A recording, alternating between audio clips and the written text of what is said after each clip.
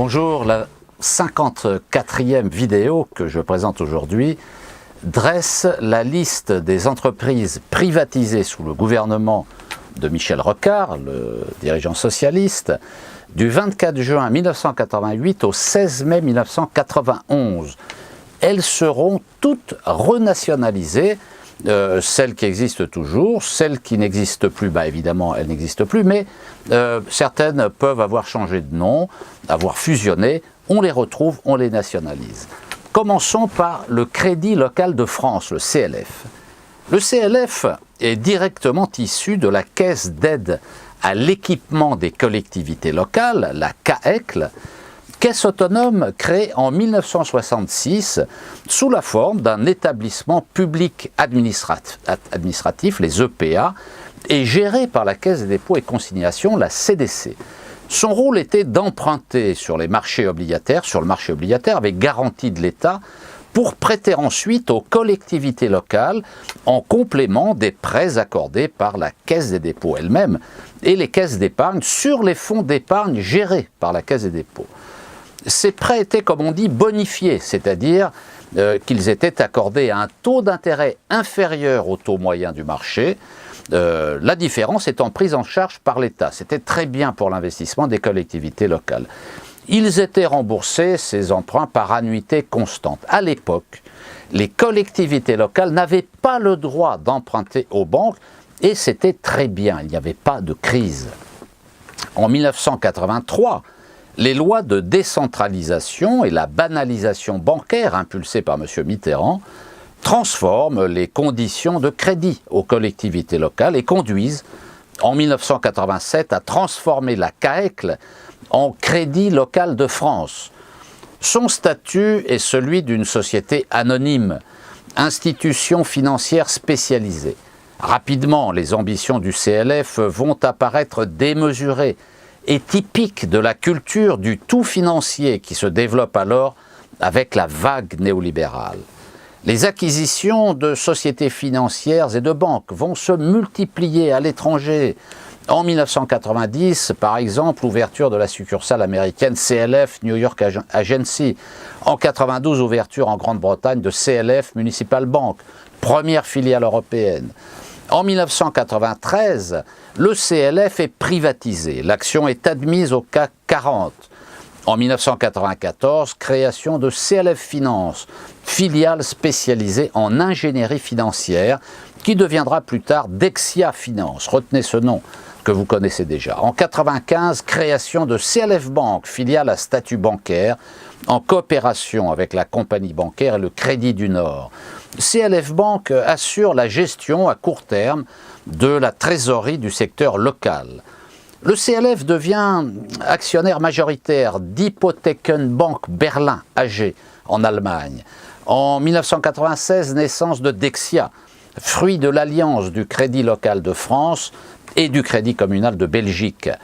En 1997, le CLF prend une participation de 40% dans Crediop, premier établissement privé de crédit au secteur local en Italie. En 1998, création de la filiale CLF Lease Services qui propose au secteur public local une offre spécifique et complète de location longue durée de véhicules légers, en s'appuyant notamment sur la plateforme technique de la société Arval, filiale de Paribas. En 1999, unification des structures du groupe Dexia. En une seule société, l'action Dexia est cotée simultanément aux bourses de Paris, Bruxelles et Luxembourg. Création de Dexia Municipal Agency, société de crédit foncier de Dexia Crédit Local. En 2000, Dexia CLF devient majoritaire dans la banque slovaque Pra Komunalna Bank. Komunalna Banka, PKB, aujourd'hui Dexia Banka Slovensko. Création par Dexia Crédit Local et Banco Sabadell de Dexia Sabadell Banco Local en Espagne. Dexia acquiert la société américaine Financial Security Assurance, acteur du rehaussement de crédit pour le compte des collectivités locales aux États-Unis. En 2001, actionnaire depuis 1999, Dexia Crédit Local accroît sa participation dans la banque israélienne Odzar Ashilton Amecomi, OSM, aujourd'hui Dexia Israel Bank. Dexia porte sa participation à 70% dans le capital de sa filiale italienne Dexia Crediop. En 2005, création de Dexia Communal Credit Bank, filiale conjointe de Dexia Crédit Local à 50,84% et de Communal Credit Austria, 49,16%, destinée à développer les services financiers aux secteurs locaux dans les pays d'Europe centrale et des Balkans. En 2008, Dexia, très dépendant des marchés financiers et fragilisé par son développement international beaucoup trop rapide, est profondément affecté par la crise financière. Qui aurait pu en douter? Avec le soutien des pouvoirs publics, heureusement qu'ils sont là, recapitalisation massive de la banque et garantie apportée à ces refinancements, une opération de redressement du groupe est engagée en recentrant sa stratégie, il était temps, sur son cœur historique de clientèle, en France et en Belgique tout particulièrement. Dexia a ainsi obtenu, dans le cadre de l'enveloppe globale de 5 milliards d'euros financée par les fonds d'épargne de la Caisse des dépôts, 1 milliard d'euros.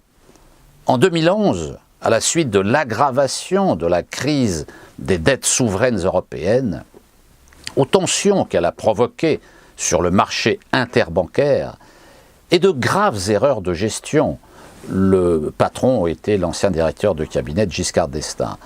Dexia, au bord de la faillite, a annoncé des mesures auxquelles les États belges, français et luxembourgeois ont apporté leur soutien. Acquisition par l'État belge de 100% des parts du groupe Dexia SA dans sa filiale Dexia Bank Belgique, qui depuis le 1er mars 2012 porte le nom de Belfius. Participation de Dexia au dispositif de garantie de financement décidé par les États belges, français et luxembourgeois à hauteur de 90 milliards d'euros minimum au bénéfice de Dexia SA et de sa filiale Dexia Crédit Local.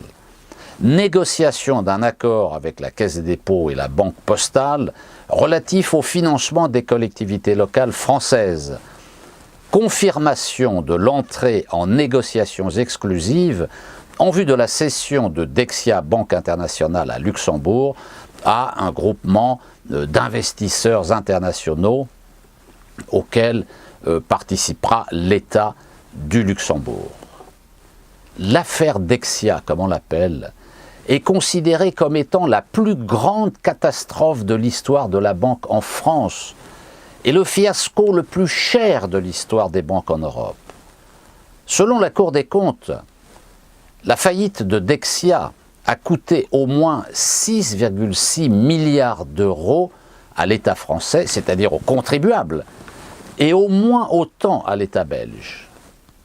Les fonds propres de Dexia, donc, qui sera nationalisé, renationalisé, sont déjà comptés dans les banques.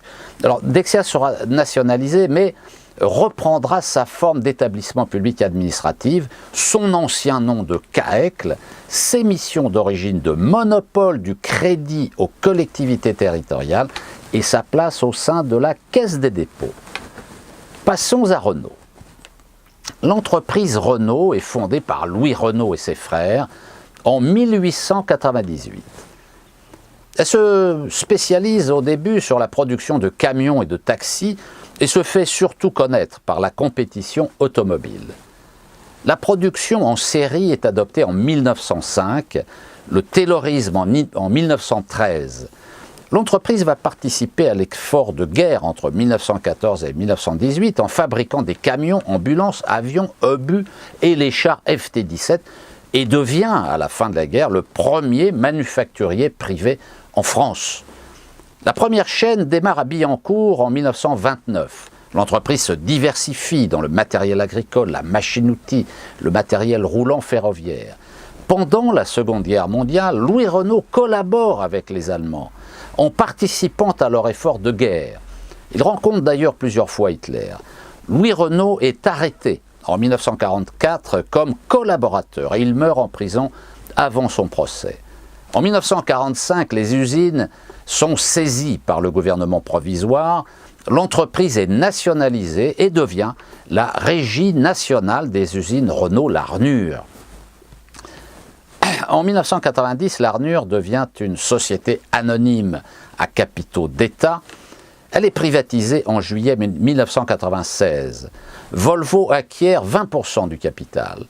En 1994, Renault entre en bourse. Volvo vend 12% du capital, l'État diminue sa part de 80% à 53%.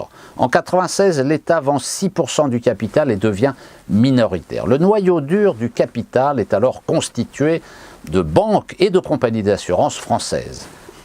Entré dans le capital de Nissan en 1999, le groupe Renault-Nissan devient le quatrième groupe automobile mondial en 2013.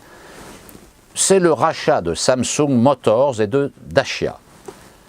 Entre 2005 et 2010, la production en France baisse de moitié. En 2010, les 2/3 des véhicules immatriculés Renault en France sont produits hors des frontières. En 2011, les premiers véhicules électriques sont lancés. En 2013, Renault-Nissan et Russian Technologies signent un accord de partenariat avec Lada Avtovaz pour créer une co-entreprise et une usine en Russie. Signature d'un accord avec Dongfeng Motor Corporation pour créer une entreprise qui doit ouvrir en 2016 et produire à Wuhan 150 000 voitures par an en Chine. En 2015, le gouvernement annonce la montée de la part de l'État dans le capital, petite montée, qui passe de 15% à 19,73%. La capitalisation boursière est déjà comptée dans le CAC 40, on a déjà vu une vidéo. Renault sera évidemment renationalisé.